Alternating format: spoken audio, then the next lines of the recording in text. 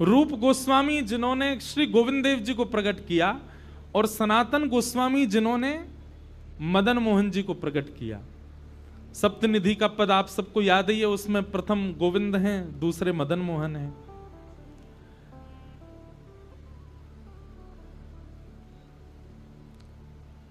तो रूप सनातन गोस्वामी जो थे, ये बांग्लादेश के गौड़ देश के परम विद्वान, परम बीतराग दो वैष्णव हैं। बहुत ध्यान से सुनो।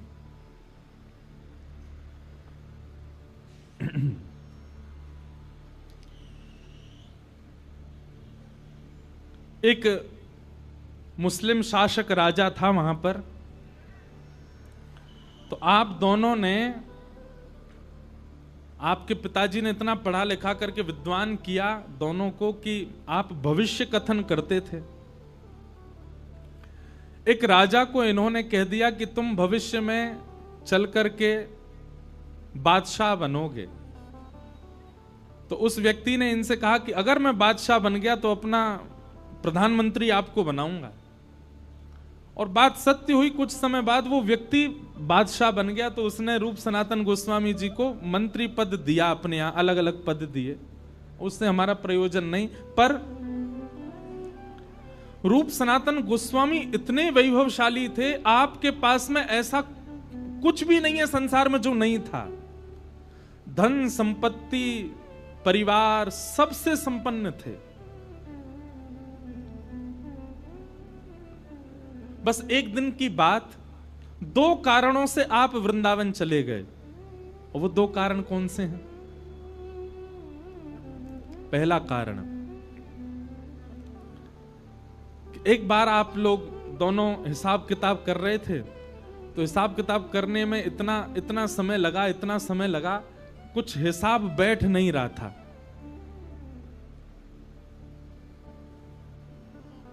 दोनों थक गए। तो एक सेवक को बुला करके आपने कहा कि सुनो, हमारे लिए शरबत बना के लाओ। तो सेवक गया शरबत बनाने के लिए। तो शरबत में चीनी की जगह, बूरा की जगह मैदा डाल लाया और मैदा मिला करके इन दोनों को पिवाई दिया। अब ये हिसाब में इतने व्यस्त थे कि मैदा युक्त शरबत पी गए, इनको पता ही नहीं चला कि इसमें शक्कर नहीं है, बूरा नहीं है। सुबह का समय हुआ, सेवक ने जब सब जगह जांच पड़ताल, मतलब रसोई में जाकर के देखा, तब उसको पता चला, अरे कल रात में शरबत मैंने बनाया, मैंने जल्दी जल्दी में बूरा की जगह मैदा मिला करके पिला दिया। उसको बड़ी गिलानी हुई। तो उसने जाकर के रूप सनातन गोस्वामी, अच्छा रूप सनातन गोस्वामी जी का नाम रूप गोस्वामी सनातन गोस्वामी नहीं था। आप दोनों का पूर्व नाम, सनातन जी का नाम पहले अमर था। क्या नाम था? अमर। और रूप गोस्वामी जी का नाम पहले संतोष था। अमर और संतोष इन दोनों के नाम थे। तो सेवक ने जाकर के बहुत रोने लगा, कान पकड़, मुझे क्षमा कर दे, मुझसे अपराध हो गया। तो दोनों ने कहा, क्या बात है, तुमने क्या किया ऐसा? बोले, महाराज कल रात्रि आपने शरबत मांगा था। बोले, हाँ।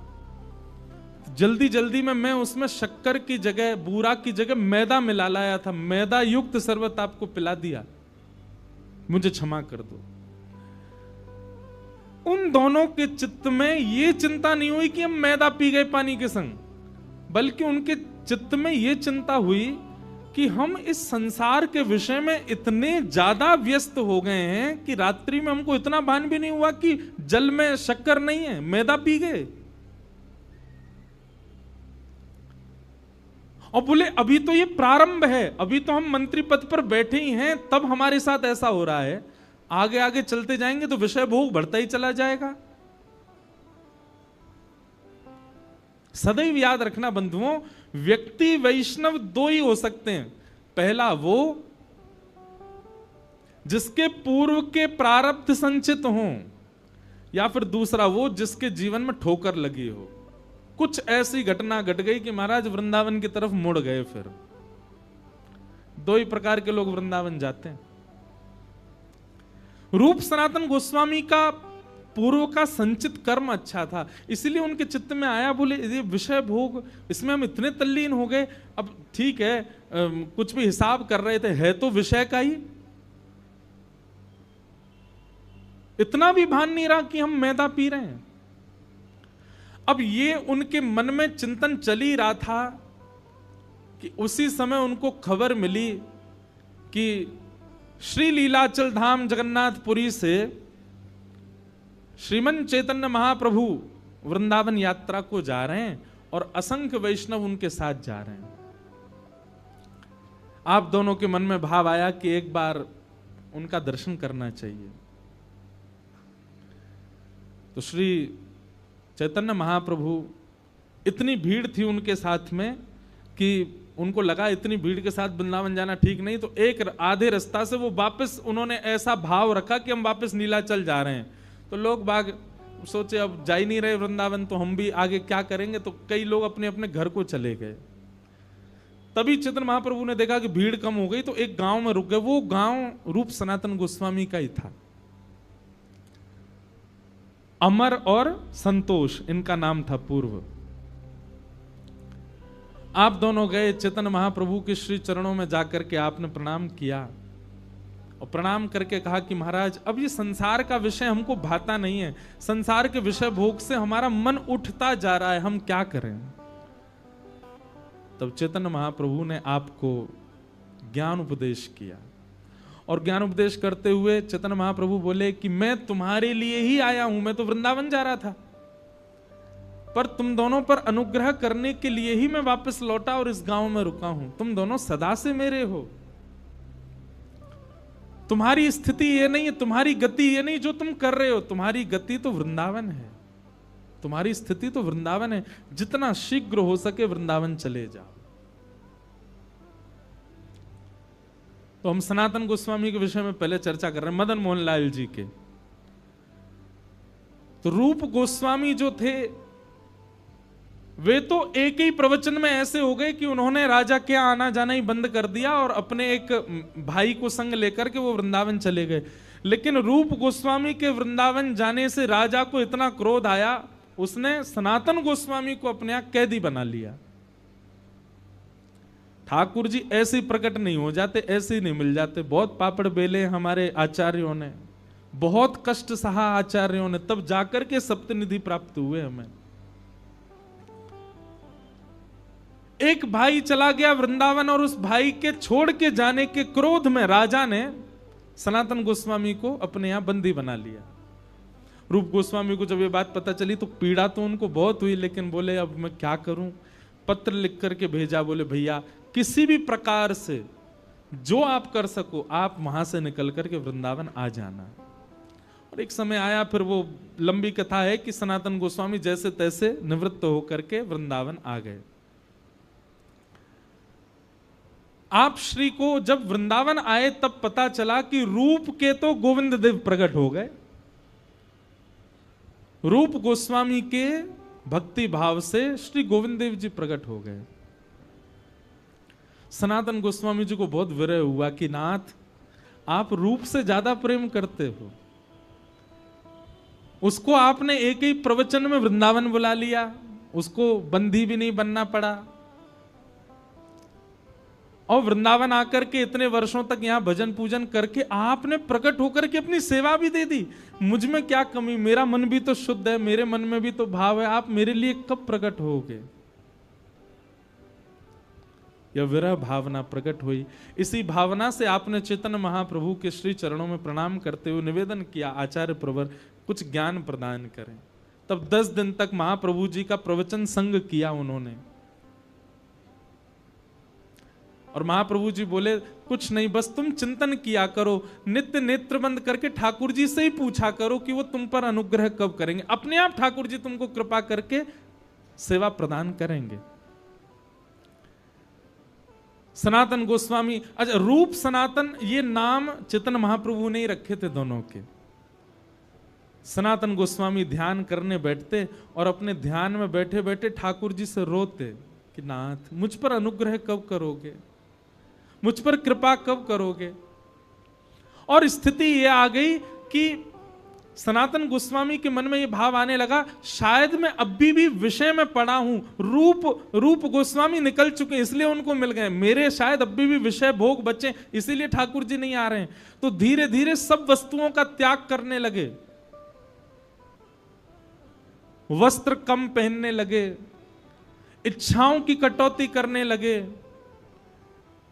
पहले भोजन भी बहुत करते थे, तो 7 दिन का भोजन 3 दिन करने लगे, 3 दिन का भोजन 1 दिन करने लगे, 1 दिन में भी 1 बार करने लगे, और वह भी भिक्षा मांग करके करने लगे। एक समय तो ऐसा आया भिक्षा भी नहीं मांगते, कोई दे जाएगा तो पाए। मैं इतना त्याग करूंगा, ठाकुर जी को आना पड़ेगा मेरे पास।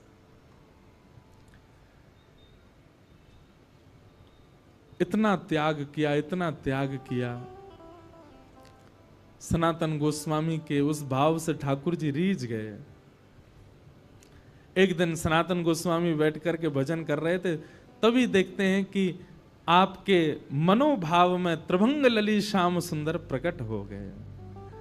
और जैसे प्रकट हुए, आपने दौड़ करके चरण पकड़े। अभी मन में ही चिंतन कर रहे हैं, दौड़ करके चरण पकड़ लिए और पकड़ करके कहा, नाथ मुझे कब मिलोगे आप, मुझे कब दर्शन दोगे आप।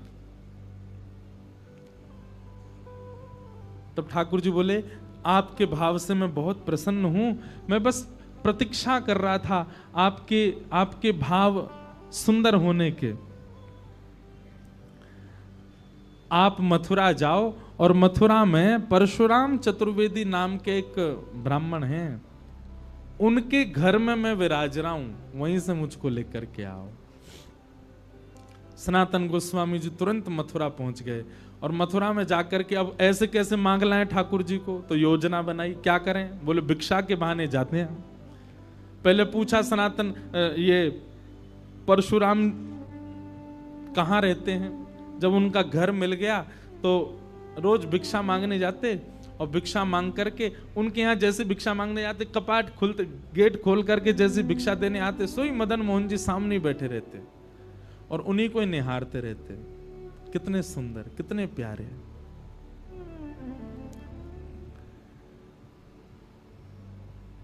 पहले ही ठाकुर जी चित्त में आकर के बता चुके हैं कि मैं उनके घर से तुम्हारे पास आऊंगा। सनातन गोस्वामी की स्थिति कभी विचार करो बंधुओं, वे अपने हृदय के ठाकुर को दूर से निहारते हैं, पर ऐसे मांग के ले जा नहीं सकते। किसी के ठाकुर को कैसे मांगोगे। आकर के रुदन करते और ठाकुर जी से प्रार्थना करते, आप ही कुछ करो ना, मैं कैसे मांग के लाऊं आपको। भगवान बोले स्वप्न में आकर के, बोले कल जब वो मैया भिक्षा देने आएगी तो उससे थोड़ा संवाद करना। क्या संवाद करूं। बोले बस मेरी सेवा का भाव पूछना, उसी से ही कोई योजना बनेगी। तो सनातन गोस्वामी दूसरे दिन गए, भिक्षा मांगने लगे। तो मैया, एक बूढ़ी मैया आती थी भिक्षा देने, जैसे भिक्षा देने लगी तो सनातन गोस्वामी बोले, मैया इनकी सेवा कैसी है, कैसी सेवा करती हो, आनंद आता होगा खूब। मैया अपना सिर पकड़े, बोले बाबा दूर ते ही देख लो, ये दूर ते ही प्यारो लगे, जाके घर में आ जाए, जाके चित्त में आ जाए, जाके जीवन में आ जाए, बाको सब कुछ लुटवाए दे।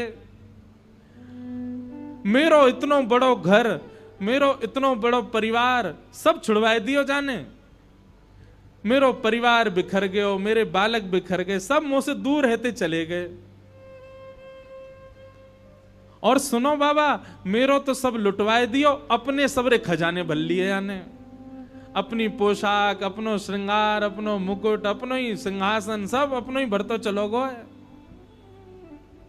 बाबा दूर ते देख लियो या लेवे को मन मत बनाइयो, सब लुटवाए देखो। सनातन गोस्वामी बोले, माँ आप हमारी ओर जरा दृष्टि डाल के देखो, हमारे पास कुछ लगता है आपको। हम पहले ही सब छोड़ चुके हैं, हमारे पास तो केवल एक लंगोटी है बस, इसके अलावा कुछ नहीं है। ये अगर आ भी गए हमारे पास में तो हमारा क्या छुड़वाएंगे, बचा ही नहीं कुछ भी। परिवार हमने छोड़ दिया, भोजन हमने छोड़ दिया, इच्छाएं हमने त्याग दी। अरे एक कुटिया किसी ने बना के दे दी, नहीं तो मैं तो वृक्ष के नीचे रहता था, घर भी नहीं।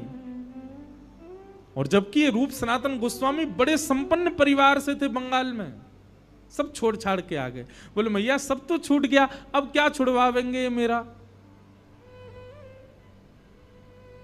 और मैया आप इतनी परेशान हो, आपको बहुत परेशान कर रहे हैं, तो आप इनको मोकू दे दो।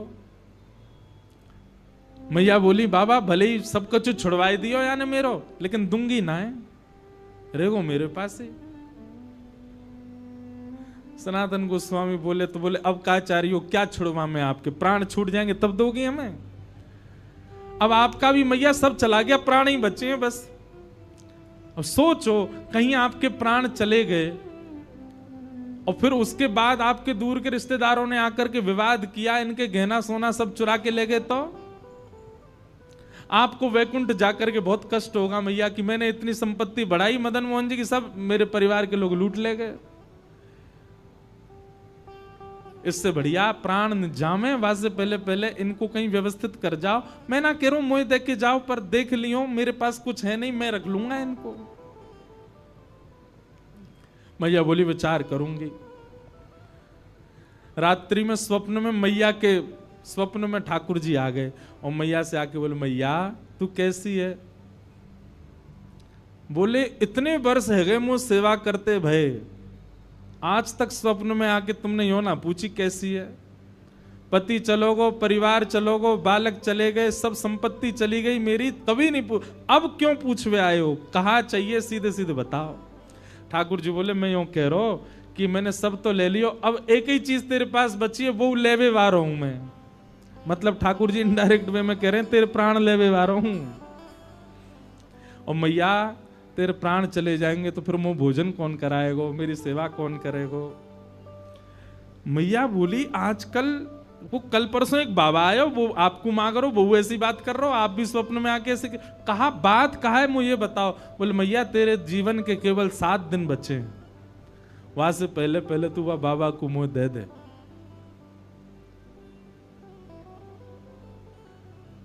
मां के नेत्र सजल हो गए। बोले ठाकुर जी आप जानो ही चाह रहे हैं तो फिर मैं व्यवस्था करूंगी। दूसरे दिन जैसे ही सनातन गोस्वामी गए, द्वार पर आकर के कहा भिक्षाम देही। मैया अपने ठाकुर जी को उठा करके लाई और ला करके बोली ले बाबा, ले जाओ ठाकुर जी को, करो इनकी सेवा। अब बाबा थोड़ा ऐसा बता रहे हैं मानो वो लोभी नहीं है ठाकुर जी के, तो मानो ऐसा बोल रहे हैं मैया इनसे पहले यूं तो पूछ लो, ये मेरे पास रह लेंगे ना, मेरी कुटिया में ज्यादा व्यवस्था ना है, मैं तो आटो मांग करके ले जाऊं, बिना छने भय आटे के टिक्कर बना के पाऊं, और एक बार बनाऊं वही 7 दिन तक चले मेरे, इनको चल जाएगा ना। मैया वापस अपने ठाकुर जी को ले गई, भीतर पधरा दी। बोले आज रात में पूछूंगी। स्वप्न में फिर ठाकुर जी आए और स्वप्न में ठाकुर जी तो बोली जय जय, वो बाबा तो एक दिना बनावे, वही एक टिक्कर थी 7 दिना निकाल दे, और आपको तो एक दिना में 8 बार भोजन चाहिए, कैसे जाओगे बाकी यहां? ठाकुर जी बोले कोई बात ना, मैं टिक्कर खा के रह लूंगा, लेकिन मैया मैं रहूंगा वही के पास, तुम वो भैया दे दे, वो जैसे रखेगो मुझको स्वीकार है, बस बाकू दे दे। दूसरे दिन सनातन गोस्वामी आए तो मैया ने ठाकुर जी दे दिए। बोले ठाकुर जी कह रहे हैं जैसे रखेगो रह लूंगो। आहा, सनातन गोस्वामी इतने आनंद में भर गए। बोले यही तो सुनना चाह रहा हूं कि ठाकुर जी मैं जैसे चाहूं वैसे रहने को तैयार है। हृदय से लगा करके श्री मदन मोहन लाल जी को अपनी परन कुटी में लेकर के श्री सनातन गोस्वामी आए, चौकी पे विराजमान कर दिए।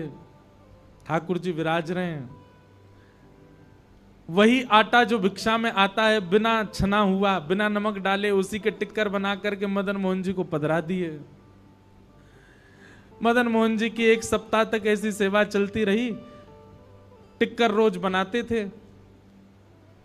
और उन टिक्करों का क्या करते थे तो कहीं वर्णन है कि ठाकुर जी की जो प्रसादी होती थी उसमें से थोड़ा सा पाते थे और बाकी का जो था उसको ब्रजरज में गाड़ के रखते थे,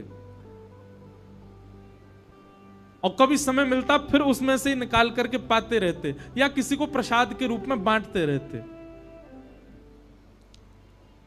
5-6 दिन तक ठाकुर जी ने सेवा कराई और कुछ दिनों बाद ठाकुर जी स्वप्न में आकर के बोले बाबा बहुत मन लग रहा हो मेरा तुम्हारी कुटिया में, तुम ऐसे भजन करते रहो, पूरे दिन टिक्कर बना के मुंह को पवाओ, बाबा बहुत सुख मिल रहा, लेकिन एक बात है। बोले कहा, नेक नमक बुरक दे करो आटे में, नेक सो स्वाद आ जाएगा वहां में। अरे मैं नंद जी को लाला, मैं यशोदा मैया को लाला, लाड़ चाव को जोड़ा, इतने लाड़ प्यार ते मुंह को पाल के बड़ो कियो, 56 भोग बनाती यशोदा मैया। बाबा मुंह में नेक भोजन की रुचि है, पर मैं ज्यादा ना कह रहा हूं आपते, मैं यूं ना कह रहा हूं कि बहु व्यंजन बनाओ, पर या आटे में नेक नमक तो डाल दे करो। सनातन गोस्वामी जय जय, आपको बहुत श्रम है क्यों, मैं अभी जाऊं, अक्ल से भिक्षा में नमक भी लेके आऊंगा। और दूसरे दिन आटो भी लाए, नमक भी लाए, आटे में नमक डाल करके टिक्कर बना के पवा दिए। 6-7 दिन ठाकुर जी ने प्रेम से पाए, 7 दिन बाद ठाकुर जी फिर आ गए। सनातन गोस्वामी बोले कहो जय जय, अब ठीक है, नमक को स्वाद आ रहा है। ठाकुर जी खांस खांस के बोलन लगे, तो सनातन, अरे जय जय खांस काई करो, बोले रूखी रोटी है ना, इरज गई है मेरे गले में, सबरी जमाए गई है यहीं पे। ओहो जय जय, आप तो बड़ी पीड़ा में हो, तो क्या करूं? बोले नेक घी लियाए करो, रोटी में नेक टिक्कर में नेक घी बोर के मुंह को फिर पवाए करो। सनातन गोस्वामी बोले ठीक है, मैं घी की व्यवस्था करूंगा। कहां पहले सब छुड़वा दिया सनातन गोस्वामी, वस्त्र तक उनके छुड़वा दिए, परिवार छुड़वा दिया, बहु व्यंजन छुड़वा दिए, और अब धीरे धीरे सब ला रहे हैं उनके घर में। पहले आटो आ गयो, फिर नमक आ गयो, फिर घी को डिब्बा आ गयो। 7-8 दिन तक ठाकुर जी ने प्रेम से पायो, फिर ठाकुर जी प्रकट है गए मन में, जय जय, अब तो नमक भी डाल रहा हूं, घी भी चुपड़ रहा हूं, अब कहा चाहिए। ठाकुर जी बोले मैं कछु ज्यादा ना मांग रहा हूं, मैं तो यूं कह रहा हूं, आप कंडा जराए करके वही पर टिक्कर सेकें, और मुंह को लगे कंडा बेचारे बहुत देर तक ऐसे ही रह जाएं, उनमें कछु और भी बन सके। आप एक आलू लियाए करो, और जैसे ही कंडान की अग्नि समाप्त हो तो भुनवे डाल दे करो। जैसे ही कंडान में आलू भूल जाएंगे, उनको बढ़िया छिलका उतार के, नमक रह भैया, नमक डाल के और बाकी चटनी बना के मुंह पवाए दे करो। सनातन गोस्वामी जी ने ठाकुर जी उठाए गोद में, बोले चटोरे लाल, मेरे पूरे घर में पहले तो सब छुड़वाए दियो, मेरे व्यंजन छुड़वा दिए, मेरो भोजन छुड़वा दियो, मेरो घर छुड़वा दियो, परिवार छुड़वा दियो, वस्त्र छुड़वा दिए, और अब धीरे धीरे सब, अरे ये एक दिन आवेगो मेरे घर में 56 भोग बनने लगेंगे, मैं भजन कब करूंगा फिर? रुको तुम्हें वही मैया के पास ही छोड़ के आऊं। जैसे ही मदन मोहन जी को उठा के ले जाने लगे, प्रत्यक्ष मदन मोहन जी प्रकट हो गए, प्रकट होके हृदय से लगा लिया, और हृदय से लगा करके बोले बाबा तू जैसे रहेगो रहूंगो तेरे सिर पे ही, तो छोड़ के ना जाऊंगो। हाँ मैं 56 भोग पाऊंगो एक दिन तेरे हाथन सो, लेकिन पाऊंगो तेरे हाथन सो, नहीं जाऊंगो छोड़ करके। बंधुओं, ठाकुर जी विरह देते हैं ना, इसका मतलब ये नहीं है कि वो निष्ठुर हैं। ठाकुर जी संबंध छुड़वाते हैं, मित्र छुड़वा देते हैं, संसार के विषय भोग छुड़वा देते हैं, इसका मतलब ये नहीं कि वो निष्ठुर हैं। वो चाहते नहीं आपको कि आप किसी के संग रहो, ऐसा नहीं है, केवल परीक्षा ले रहे हैं। लेकिन आपने ठाकुर जी के द्वारा दी गई हर स्थिति को स्वीकार कर लिया, तो ठाकुर जी उससे इतने प्रसन्न हो जाएंगे कि जैसे सनातन के हृदय से लग गए, वैसे हमारे हृदय से लग करके ठाकुर जी कहेंगे जैसे रखेगो रहूंगो तेरे संगे।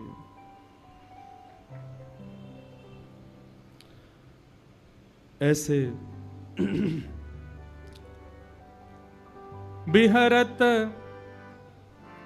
बिहरत निस दिन कुंज गलन में, ब्रज जन मन सुख धाम। मदन मोहन को रूप निरख के, मदन मोहन को रूप निरख, सनातन बलि बलि जाए। वृंदावन प्यारो वृंदावन, वृंदावन प्यारो वृंदावन। बोलो मदन मोहन लाल की। बड़े प्यारे ठाकुर हैं हमारे वृंदावन के। अब करौली राजस्थान में विराजते हैं। तो देखो सनातन गोस्वामी जी की कथा से आपने क्या सीखा? भगवत प्राप्ति के लिए, ठाकुर जी प्राप्त हो उसके लिए सबसे पहले क्या आवश्यक है? एक गुरु, सदगुरु का संग। चैतन्य महाप्रभु यदि कभी सनातन गोस्वामी के जीवन में नहीं आते तो शायद उनको कभी भगवत प्राप्ति नहीं होती। लेकिन गुरु कैसा होना चाहिए? गुरु वही जो हरि सो मिलावे, गुरु वही जो वृंदावन में बसावे, गुरु वही जो हरि की राह दिखावे, जो भगवत भावों को आपके चित्त में स्पष्ट करे, वो गुरु होना चाहिए।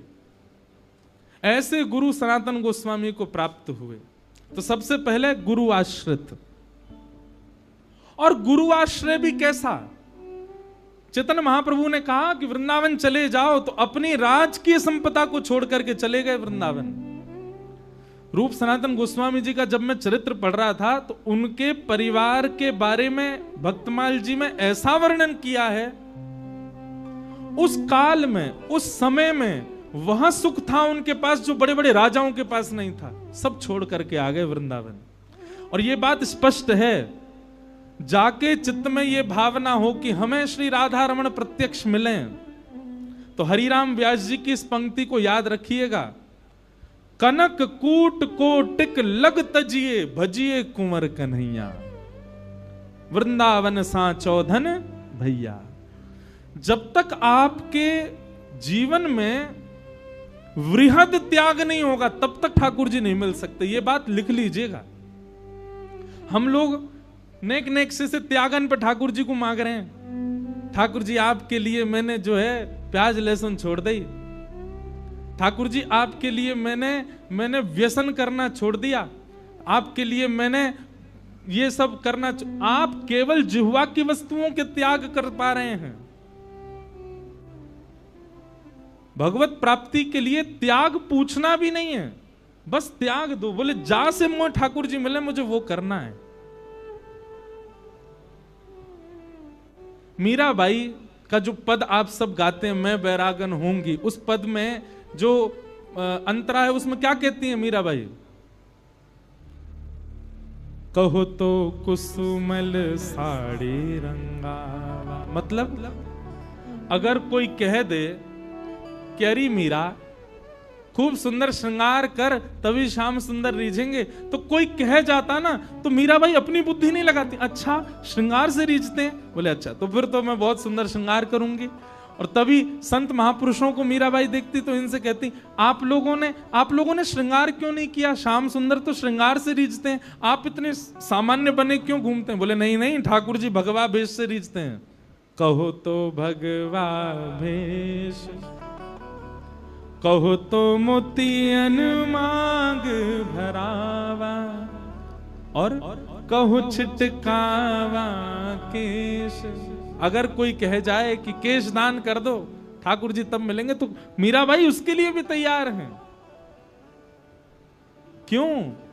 जिन भेषा मारो सावरो रीझे, जिन भेषा मेरो गिरधर रीझे, मैं सो ही भेष धरूंगी, ओ मैं तो सो ही भेष धरूंगी, हो मैं बैरागन होंगे,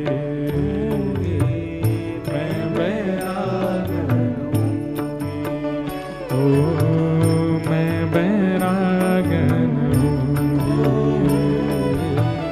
मैं बैरागन होंगी। तो बाला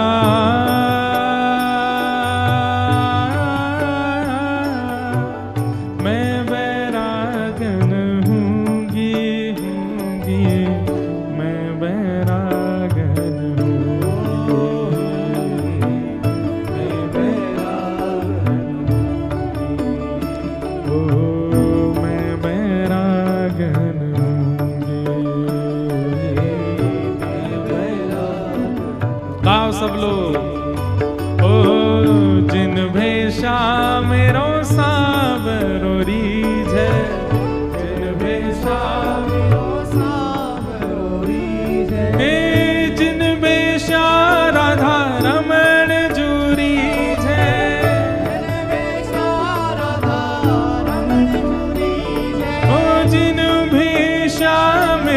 गिरधर रीझ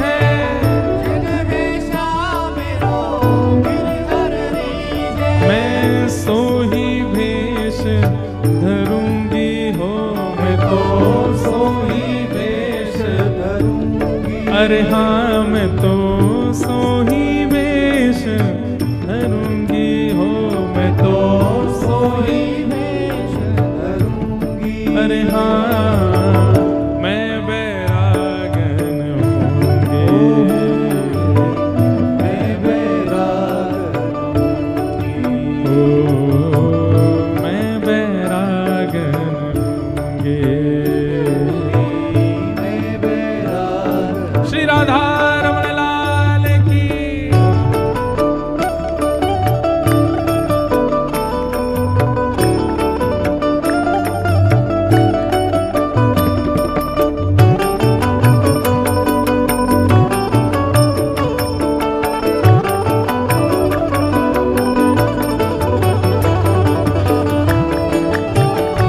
प्यारे गिरधर लाल की।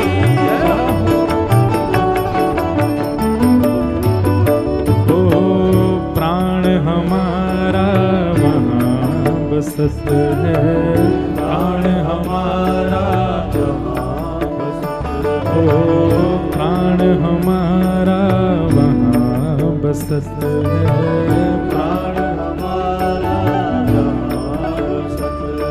ओ यहाँ तो खाली को, यहाँ तो खाली को। सही बताइयो, आप सब लोगन के प्राण वृंदावन में ही बसे ना, बस शरीर ते रह रहे हो चंडीगढ़ में है, प्राण तो सबन के वृंदावन में ही है।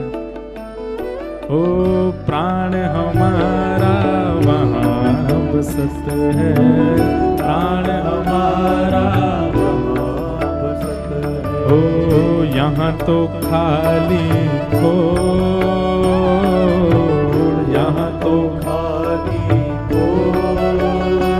ओ मात पिता परिवार सोई है, मात पिता परिवार सोई है। ओ मात पिता परिवार सोई है, मात पिता परिवार सोई है। ओ कहिए तिनका तोड़ वाला, कहिए तिनका तोड़। हाँ भला कहिए तिनका तोड़, भला कहिए तिनका तोड़। क्या कहना है?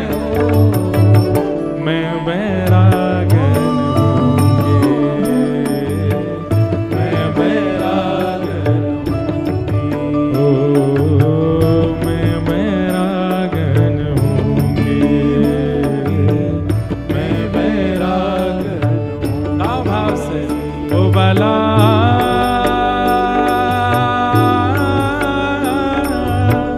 मैं बैरागन होंगी, होंगी, मैं बैरागन होंगी, मैं बैरागन होंगी।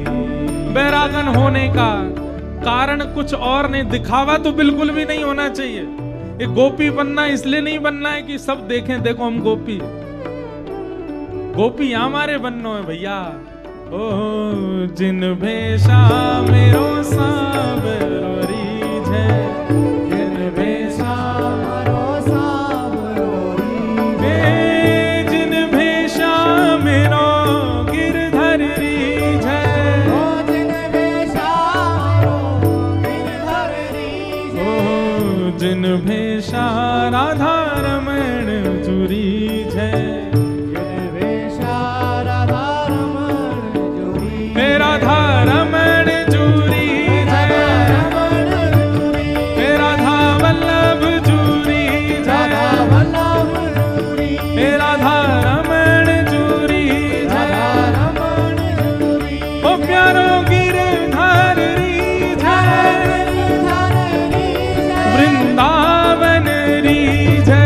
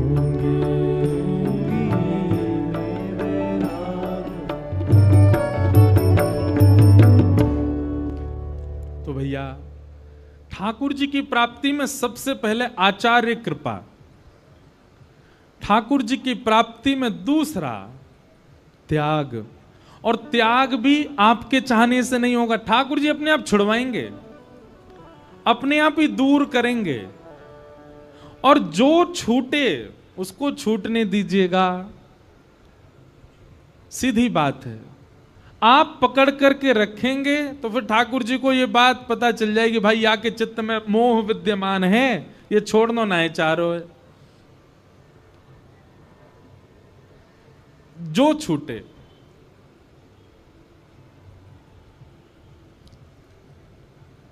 अब मेरे को एक के बाद एक पद याद आते रहते हैं, तो मन होता है पद ही गाऊं। अच्छा, ये सब जो सारी कथाओं में नहीं होता, ये कहीं कहीं होता है, एक के बाद एक पद याद आते हैं, कहीं कहीं होता है। ब्रज के अंतरंग भाव सब जगह प्रकट नहीं होते कथा में। एक पद मैं गाता हूं, उस पद में एक पंक्ति आती है, घर का प्राणी कहा ना माने, मन मन खुशी मनाऊं। घर का प्राणी कहा ना माने, मन मन खुशी मनाऊं। हे नाथ, आपकी बड़ी कृपा है। क्यों? वो घर के लोग मेरी बातें नहीं मानते। आपके घर के लोग आपकी एक बार कही गई बात पर तुरंत पालन करते हैं, तो समझो अभी ठाकुर जी ने स्वीकार नहीं किया। ठाकुर जी स्वीकार कर रहे हैं जी, कैसे पता चले? बोले जो कहो घर में सब लोग लड़ने बैठ जाते हैं, बोले ये नहीं होगा, ऐसे नहीं होगा, ये नहीं होगा। आपकी बात कोई नहीं माने तो यूं समझो, हाँ कोई नहीं मान रहे हो तो या को मतलब सबके प्रति जो मोह है ठाकुर जी उसको कम कर रहे हैं। मारा गिरधर लाल थारो नचायो नाचू रे, मारा नट राजा थारो नचायो नाचू। बोलो मदन मोहन लाल की। तो ऐसे श्री मदन मोहन लाल जी सनातन गोस्वामी को प्राप्त हुए। और रूप गोस्वामी को कैसे प्राप्त हुए वो विश्राम जब कर रहे होंगे कथा का तब सुनाएंगे, और फिर उसके बाद उत्सव मनाएंगे। तो इस प्रकार श्री मदन मोहन जी प्रकट भये। तो मैं इस विषय पर लेकर के आया था कि ठाकुर जी जीवन में आएंगे तो सब छुड़वा देंगे। ये बात पहले ही पक्का करके रखना। आप छूटेगा, और छूटेगा का मतलब ये नहीं कि घर से बेघर रह जाओगे, खाने पीने को नहीं मिलेगा, ऐसा नहीं। छूटेगा मतलब आपके चित्त में जो भावना थी उन सब के प्रति वो कम होने लग जाएगी। रहोगे घर में ही, रहोगे बहुव्यंजनों के बीच में ही, रहोगे पार्टीज में ही, रहोगे ऐसे लोगों के बीच में, पर आपका चित्त नहीं होगा कि अब मन उठ चुका है मेरा, अब ये सब इच्छा नहीं है। तब समझो हाँ ठाकुर जी कृपा है रही है। कई लोग घबरा गए, बोले महाराज जी घर से बेदखल होंगे तभी वृंदावन स्वीकार करेगो, जैसे रूप सनातन हो गए। तब का समय अलग था, पर हाँ यह भी हो जाए तो बड़ी बात नहीं है, यह भी हो सकता है। पर मूल बात यह है कि आपका चित्त भर जाएगा सब चीजों से। ये ठाकुर जी करते हैं। तो सनातन गोस्वामी को इस प्रकार ठाकुर जी प्राप्त भये। ऐसे ठाकुर जी वृंदावन में विराज रहे हैं। तो निर्गुण निराकार ब्रह्म को समझना बहुत मुश्किल, वृंदावन वाले ठाकुर जी को समझना भी आसान तो नहीं है, पर वे यदि समझ में आने लगे तो संसार छूटेगा, संसार से निवृत्ति होने लग जाएगी। ऐसे श्री कृष्ण को हम प्रणाम